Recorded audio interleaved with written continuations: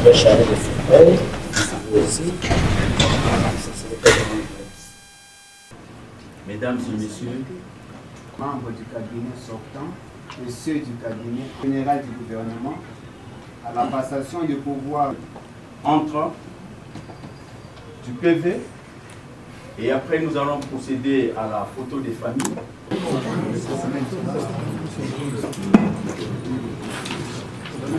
Conseiller Nekwa a procédé à la lecture du procès verbal. Ministre d'État, ministre de la Justice et garde des Sceaux, Guillaume Ngefa Atondoko Adali. Je vous souhaite plein succès au jour où vous prenez vos fonctions de ministre d'État, ministre de la Justice et garde des Sceaux. Je voudrais vous rappeler, parce que vous le savez, que le peuple congolais a soif de la justice.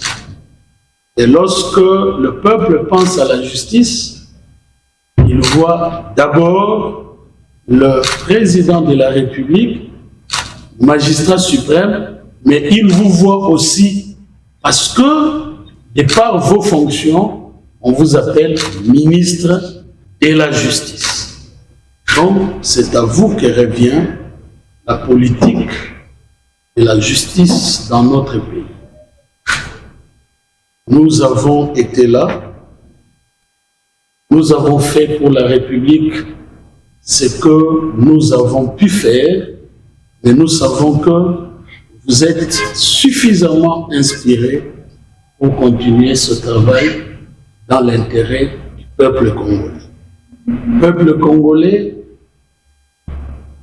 pauvre, peuple congolais riche, peuple congolais orphelin, peuple congolais veuve.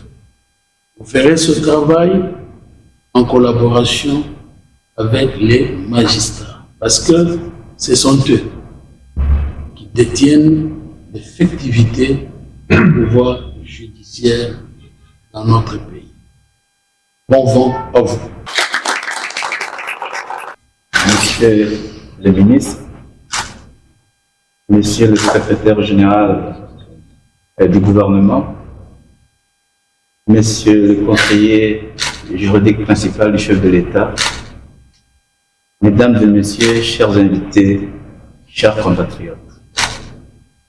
Aujourd'hui, en prenant officiellement les fonctions du ministre de la Justice et garde des Sceaux, je ressens avant tout une grande humilité et aussi une grande responsabilité. C'est un honneur de servir notre pays dans ces domaines si essentiels à notre vie collective. Je remercie Son Excellence, le Président de la République, pour la confiance qu'il m'accorde.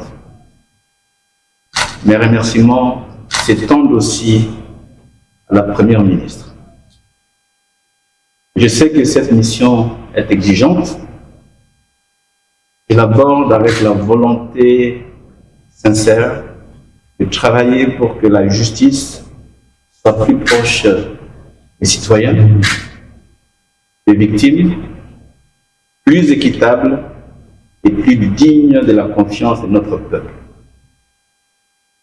La justice, ce n'est pas seulement des lois et des tribunaux, encore moins les prisons. C'est d'abord un lien de confiance entre l'État et les citoyens. C'est le lien que nous devons entretenir et réparer là où il est fragilisé. Dans les mois à venir, je mettrai l'accent sur l'amélioration des conditions de travail des acteurs du système judiciaire et la formation de nos magistrats et personnels judiciaires.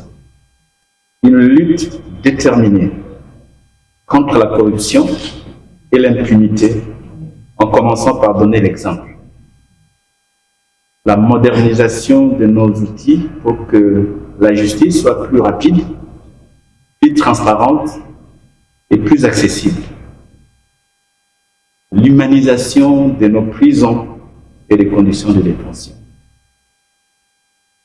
Une attention particulière à la justice de proximité, notamment pour les victimes, les jeunes et les communautés éloignées. Enfin, j'aurai une attention soutenue sur le suivi des contentieux internationaux et régionaux en cours dans lesquels la République est engagée. Je sais que la tâche est grande, mais je sais aussi que nous ne sommes pas seuls. Avec le concours de